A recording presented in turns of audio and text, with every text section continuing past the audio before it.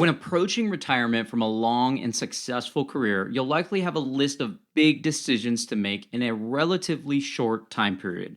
One of those decisions will be whether or not you will manage your own retirement account after retiring. The decision to manage your own investments definitely has both pros and cons. However, before you make a decision, I think it's important to understand what you might be getting yourself into, since spending and distributing your retirement savings is much different than saving for retirement.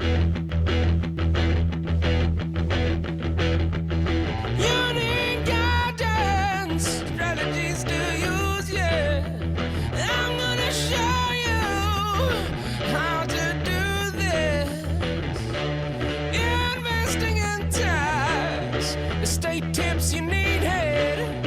I'm gonna give you my help. I'm gonna give you my help. Oh. Welcome to Retiredish. I'm your host, Cameron Valadez, and today I want to help you address whether or not you can manage your own retirement account in retirement, and more importantly, should you manage your own account in retirement? Or should you seek some sort of assistance? I also want to discuss the pros and cons of both options at a high level. So when I refer to a retirement account, think of 401ks, IRAs, Roth IRAs, Roth 401ks, 457 plans, or maybe even a 403b plan. You probably recognize at least one of these names or terms, and you might even have one or multiple of these types of accounts, depending on your situation.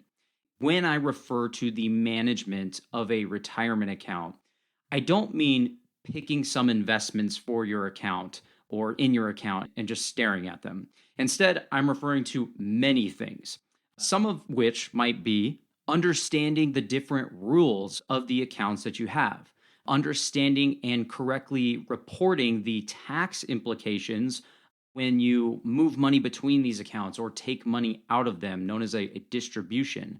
And I would add to that, you'll also want to figure out how to mitigate those tax consequences as much as possible when you do those things.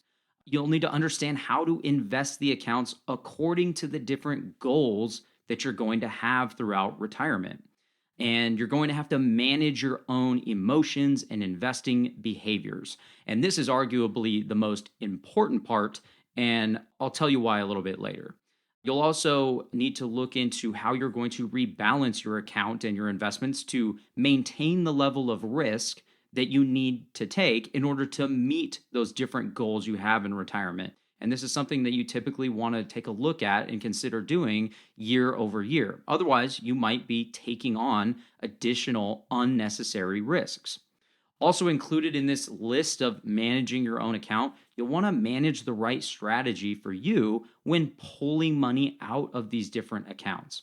And if you're going to rely on part or all of your retirement portfolio to provide you with income over the rest of your lifetime, you'll have to manage that income strategy in a way that hopefully won't leave a pile of money on the table when you die, unless that's your intent, or you won't run out of money too early, forcing you to cut back on your lifestyle and your spending or go back to work. And lastly, you'll need to find the time to do all of these things and stick with them for the long run. Oh, and a small portion of the management will have to go towards investment selection. There's definitely more. These are just some of the more prominent tasks you'll have to do and things that you'll face when managing your own retirement accounts in retirement. Can you manage your own retirement accounts in retirement? The short answer is yes, absolutely. But whether or not you should is a completely different story and is the real question I want you to ask yourself. There are plenty of people out there who manage their own investment portfolios and do a relatively good job at it. There are plenty of people out there who think they are doing a good job, but they pay more than they need to in taxes and don't even know it, for one example. And there are also plenty of people out there who do all of their investment and retirement planning themselves that have absolutely no idea what they're doing. While you can manage all of your own financial and investing related affairs in retirement, it may or may not be in your best interest. Ultimately, that's going to depend on your passion for planning and investing, how you value your time, your willingness to stay educated in retirement planning and things like tax laws, and your adherence to some sort of well thought out plan. What are the potential pros and cons to the do it yourself investing or DIY approach in retirement? The number one potential pro to handling everything yourself is saving money in costs, since you won't be paying anyone like a financial advisor or some sort of professional for advice. And this makes intuitive sense on the surface. This is usually the number one reason why people try to do everything themselves, but notice I said potential pro. The reason for this is that while you will save money or costs by not paying anyone for any professional services, you may pay more in time, taxes, and possibly investment returns over and above the cost of an advisor or other professional services. But more on that later. The second potential pro is that you get to make any and all decisions whenever you want without regard to what anyone else thinks or says. Again, this may or may not be a good thing. We will also get into this a little bit later and dive deeper. And lastly, as far as potential pros go, you might have access to more types of investments in your retirement accounts when you do it yourself. Again, with recent developments in things like technology, most types of investments are available to the public, regardless of whether or not you do it yourself or seek some kind of professional advice. But there can be times where a professional you considered working with can't manage or help you with a particular type of investment that you're interested in allocating to, or something that you understand very well and you're interested in using that in your retirement investment portfolio. So this can definitely be a pro to doing it yourself. So it's just going to depend on the situation. All right, what about some potential cons to investing by yourself? Well, in my opinion, the number one con of managing your retirement portfolio yourself is that you will be the one with immediate control over your own life's savings every second of every day. Now, this might sound like a good thing, but this is a potential problem because humans are emotional, especially when it comes to their own money, especially when it's a lot of money, and especially when that pile of money might be responsible for how they live the rest of their life. And emotions and investing don't mix. More on that in a bit. The second potential con to managing your investments on your own is that you don't know what you don't know. And without ever having a second opinion or professional insight, you may never learn what you don't know. Sure, nearly every piece of information anyone would ever want to know basically exists on the internet, and you can even ask an AI chatbot these days anything you want. But if you don't know what applies to you and when, that information is essentially useless. For example, you might own a business and be looking for ways to reduce the taxes you pay, but there are literally millions upon millions of words in the tax code, only a portion of which can or would apply to your specific situation. So have fun figuring out where to go from there and actually following through on implementing any sort of strategy. Another example is that you may think your retirement income plan is rock solid because it works at the beginning of your retirement when you still have a majority of your money.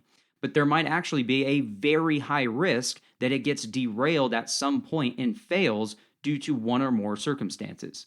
It might be nice to have a second pair of eyes analyzing this to help identify these potential pitfalls before they happen.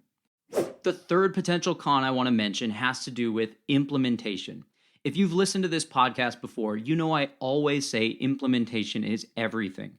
Don't expect any results, or different results for that matter, if you don't do anything to produce those results.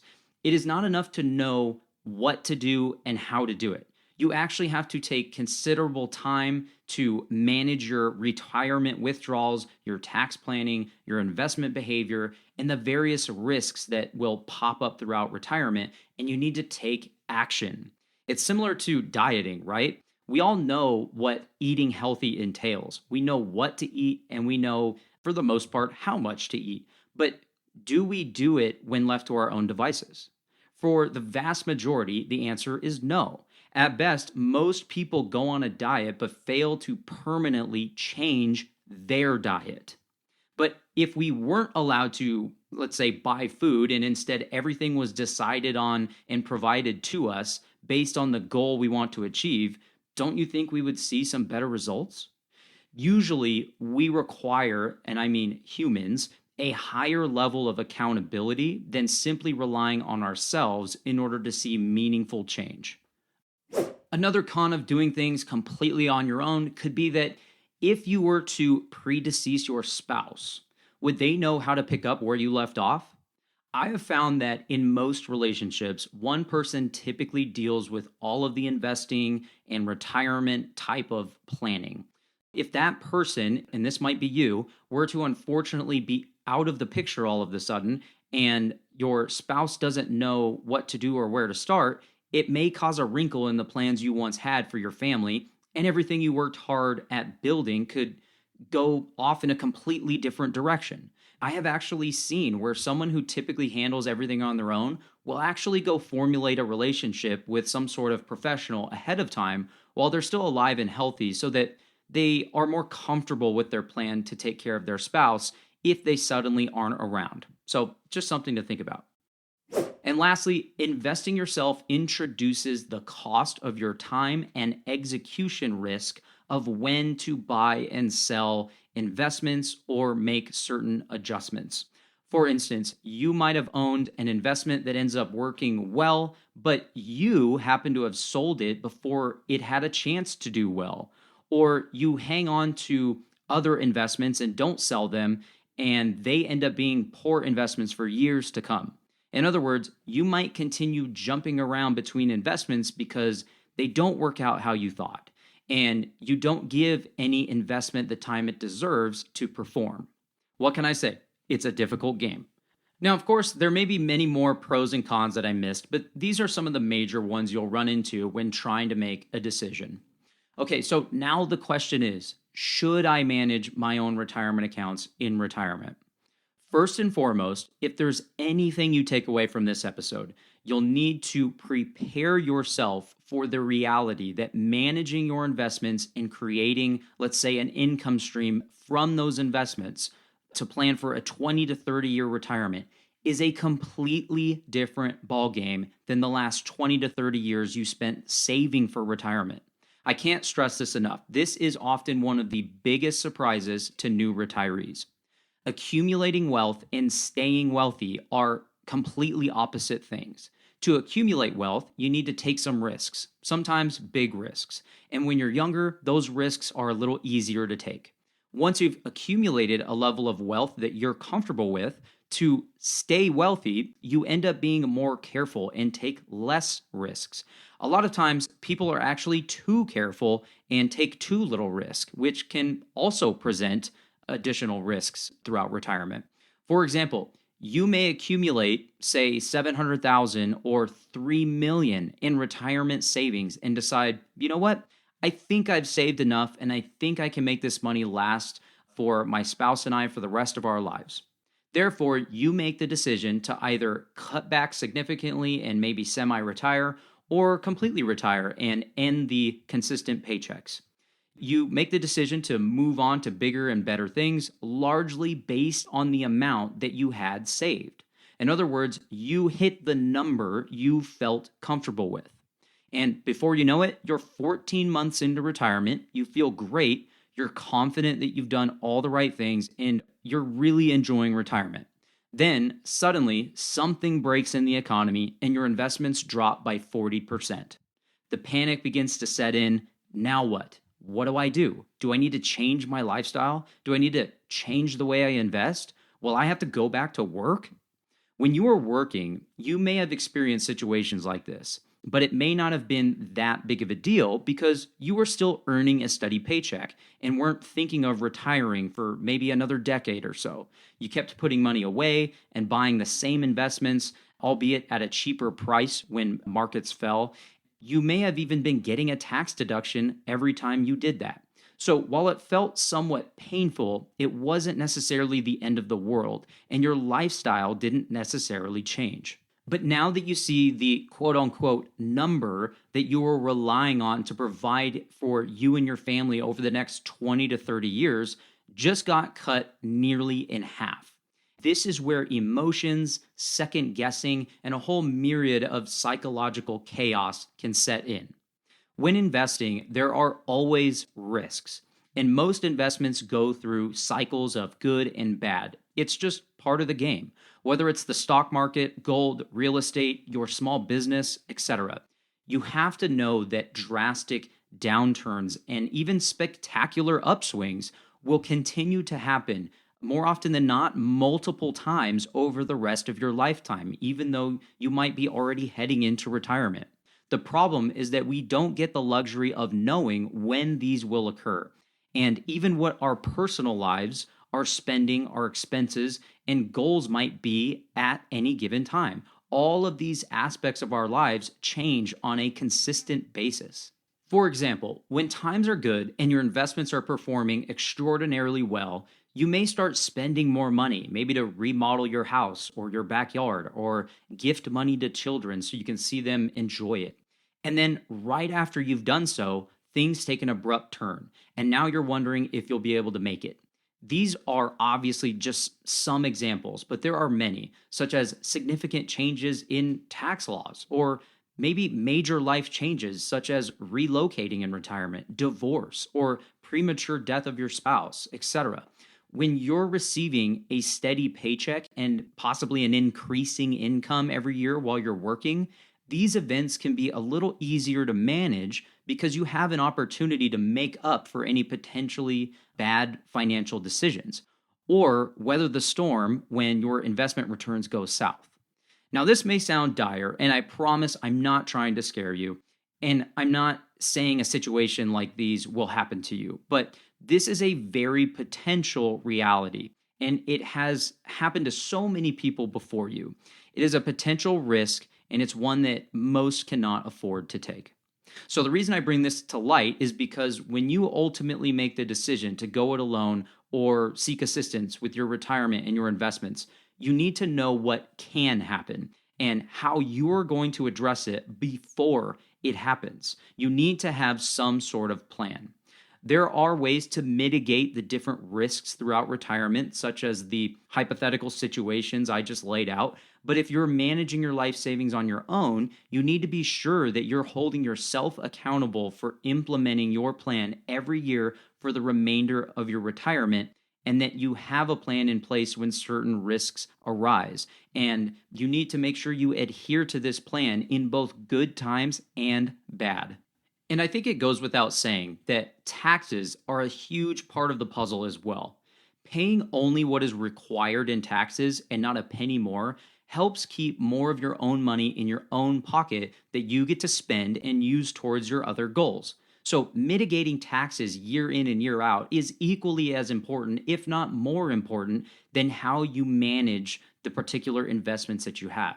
Sadly, far too many people, even those with fairly basic circumstances, pay more than they need to in taxes over their lifetime. So don't make the mistake of thinking, hey, I know what mutual funds or index funds or stocks to invest in, so I'm good. Again, this is another component that is very different than your accumulation years, where you may have made very little investment decisions at all and just continued to sock away money automatically, possibly in something like a 401k, without having to lift a finger. You still might decide to do your own investing in retirement because maybe you enjoy managing your investments and it's interesting to you. It's fun. Now, this is great, and if this is you, I'm happy that you enjoy managing your portfolio and you want to continuously learn and be curious. There's absolutely nothing wrong with that. For some of you, this might be enough to warrant going it alone, given that you actually have the time to do so and the commitment to putting in the work indefinitely. And yes, there are people that do just fine managing their portfolio on their own and can do quite well. But I will tell you that from my experience meeting with countless new retirees over the past decade or so, deciding to manage it all on your own solely because you enjoy investing and find it intriguing can slowly lure you into a trap that you may not see until you're already in it. And here's why. For a moment, forget the strategies and information and nearly everything about investing that you've read before or that you can find on the internet, because it's your own behavior with investing that is everything, especially when it's your own money and your entire life's savings, your entire life's work. This may offend some of you, and I'm sorry, but also not sorry. You being able to pick an investment with lower costs compared to another investment is not investment management. That should not be the determinant for whether or not you do your own investing in retirement or find some sort of outside help. You can go and pick low cost investments all day long, but you can also make just one single mistake that ends up costing you 10 times more than the difference between the low cost investment and a different higher cost investment that you were comparing, or even the cost of professional help. And from what I've seen, most people that make one costly mistake make more than one costly mistake as time goes on. And this is because humans are emotional beings, and that trait just isn't going away. Another example could be that you invest in XYZ low-cost index fund that had an 11% average annual return over the past 7 years. And you owned it over the past 7 years, but you only saw an 8% average return. Just because the investment itself generates a certain return doesn't necessarily mean that you will always get that same return. And that's because of your own investing behavior. We professionals call this investing behavior, but think of it simply as what you do with your investments and when you do it. Let me help illustrate this by giving you several examples. For instance, your stock portfolio may experience abnormally high returns for a year and a half, and then you begin to think the good times probably won't last much longer. So you arbitrarily decide to, quote unquote, take some chips off the table and move money from your mainstream equities, aka stocks, over to cash. You didn't need to spend this money yet, and your goal for the money didn't change, but rather you felt like you should lock in some returns since things did abnormally well over a short period of time. Then, lo and behold, those same investments continue on to produce double-digit returns for the next 2 years. But because you took the chips off the table too early in this example, you interrupted the power of additional compounding over multiple years, which can have a dramatic effect on your goals in the long run, especially if investing behaviors like this are repeated. And while you are probably familiar with the concept of compounding, I want you to really understand the power of compounding over time because I think most people don't give it enough credit. Here's a unique way that I want you to look at it. If I ask you what 7 plus 7 plus 7 is, you can probably come up with the answer within about a second. But if I were to ask you what 7 times 7 times 7 is, your brain probably just went into a pretzel, and it's likely going to take you a heck of a lot longer than 1 second to figure out what the answer is. That is the power of compounding. Both questions involved the same number, the same amount of times, but one answer is far larger than the other. Here's another shocking stat that you may not have known that has to do with compounding. Around 99% of Warren Buffett's net worth today came after his 65th birthday. That's a pretty shocking one. Although you were happy that you made money, in my example, there was an opportunity cost because you're not receiving the return that your equity investments can actually deliver. This would still be considered a costly mistake, even though in this scenario, you didn't technically lose any money, right? You felt comfortable taking the chips off the table, your investment had done well, but the problem is it continued to do well and you lost out on that power of compounding. And again, even though no money was lost in this hypothetical situation, it's still a costly mistake because of the returns that were foregone. A similar costly mistake can also happen when your investments are doing poorly.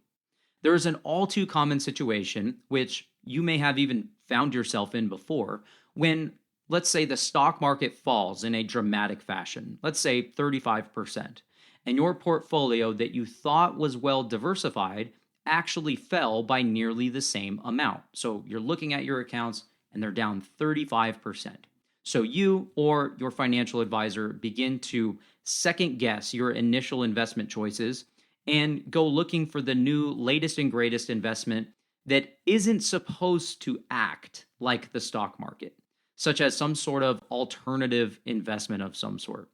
You or the advisor decide to take some of your money from your stocks while they are down 35%. So in that case, you decide to sell some of your stocks to put in this other asset class or alternative type of investment. That way, hopefully, this doesn't happen to you again. Then, for example, let's say the stock market continues to stay in a lull for the next year and the other new investment that you purchased returns, let's say, 8%. So far, you feel great. Your investment did what you thought it would, and you're happy with your 8% return. Then the stock market, along with the investment that you sold, rises a positive 15+% for 2 straight years, while your alternative investment that you purchased hypothetically gives you a low single-digit return over those same 2 years. Although this is a very basic hypothetical, hopefully you're starting to see the picture here. The issue in this situation is that you sold an investment that has historically done well for you because it went down significantly and you weren't sure what to do other than try and stop the bleeding now and protect yourself from it happening again. You locked in a 35% loss to get an 8% rate of return for 1 year, then lousy returns for the next 2 years, while your original investment that was at one point down 35% just compounded by double-digit returns following. In this situation, again, you felt good because you felt successful in stopping the bleeding and you even made some money, all while your original investment continued to do poorly for an entire year, which can feel like a lifetime. But in reality, you lost money. And not only that, but you just made it harder to recover from. Again, an expensive mistake that actually felt like a win. The ultimate message here is that when building and managing investment portfolios, many people simply compare investments based on cost while also looking at things like past returns of the investments that they're deciding on investing in, failing to realize that if their investment plan and behavior causes them to underperform the investment itself, the cost savings could be a completely moot point. The trap is believing that investment selection is a primary reason for deciding whether or not to manage your retirement accounts yourself, especially when using cost as your primary metric. The truth is that investment selection has far less weight than you'd think when it comes to increasing the likelihood of a successful retirement. Now, you might think this is biased, coming from a professional who does this on a day-to-day basis, but that's only because I've seen these things play out time and time again. And of course, no one thinks it will be them. In summary, I'd say managing your own retirement nest egg is easier said than done.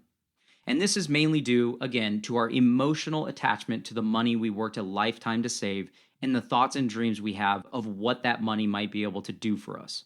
These emotions, although very normal, can lead to behavioral investing blunders at some point during our retirement years. And one mistake can erase a lifetime of work and a scar that never goes away. An unexpected hardship often makes people think and do things they'd never imagine when things were going smoothly. Think of how soldiers go through months, even years of training and feel confident in their abilities to fight. Yet once they actually get into combat, most will tell you when the shooting starts, everything changes. In my opinion, author Morgan Housel says it best in his book, Same as Ever. He says, in investing, saying I will be greedy when others are fearful is easier said than done because people underestimate how much their views and goals can change when markets break. At the end of the day, there's no right or wrong answer to managing your retirement investment portfolios and your retirement planning yourself. It all comes down to personal preference. You might decide to take on the risks that come with doing things yourself, but maybe your situation is fairly basic, so it's easy to manage and you're not spending a whole lot of time on it. You may have the wherewithal to do things yourself, but you prefer someone to look over your shoulder as a system of checks and balances to help you identify the things that maybe you don't see. Others decide not to go it alone simply because they want someone that they know, like, and trust to be there to help maybe their spouse manage the finances in the event they predecease them. Or maybe you want to offload every bit of the job to somebody else so you can spend your time focusing on other things in life. There's a cost to any of the decisions you make. You just have to decide which is worth it to you. That does it for today's topic. If you find the information and strategies I provide on the show actionable, valuable, and insightful, please subscribe to or follow the show on your podcast app. While you're at it, check out the Retire-ish newsletter to get more useful and easy to digest information on retirement planning, investments, and taxes once a month straight to your inbox. And of course, if you want to learn more about the topics I went over in today's show, or you want to ask a question to be answered on a future episode, you can find the links to the resources we've provided in the show notes right there on your podcast app, or you can head over to retiredishpodcast.com/53. Thanks again for tuning in and following along. See you next time on Retire-ish. You need guidance, strategies to use, yeah. I'm gonna show you how to do this. Investing in tax, estate tips you need, hey. I'm gonna give you my help. I'm gonna give you my help. Securities and advisory services are offered through LPL Financial, a registered investment advisor, member FINRA, SIPC. Tax and accounting related services offered through Planet Business Services DBA Plannable Wealth. Planet Business Services is a separate legal entity and not affiliated with LPL Financial. LPL Financial does not offer tax advice or tax and accounting related services. The opinions voiced in this podcast are for general information only and are not intended to provide specific advice or recommendations for any individual. To determine which strategies or investments may be suitable for you, consult the appropriate qualified professional prior to making a decision. This information is not intended to be a substitute for specific individualized tax advice. We suggest that you discuss your specific tax issues with a qualified tax advisor. Neither LPL Financial nor its registered representatives offer tax or legal advice. Always consult a qualified tax advisor for information as to how taxes may affect your particular situation.